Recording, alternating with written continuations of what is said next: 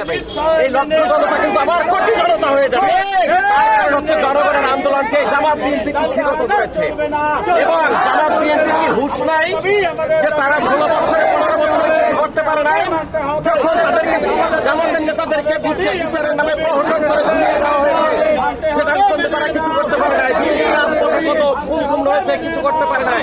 এই জনগণ তাদেরকে রক্ষা করেছে, কিন্তু সে জনগণকে বিদ্যাভক্ত হিসেবে আলমগীরের সেই যে জামাতের আমির ডক্টর শফিকুর রহমান, তিনি জনগণকে বাইপাস করে সেনাপ্রধানের ডাকে সেদিন সেনাভবনে গিয়েছিল, ঢাকা ক্যান্টনমেন্টে গিয়েছিল। সেইখান থেকে যে জনগণের আন্দোলন, গণ আন্দোলন যে কুক্ষিগত হয়েছে, আজকে তার ধারাবাহিকতা এখনো চলছে। আমরা ইতিমধ্যে কি দেখতে পেয়েছি?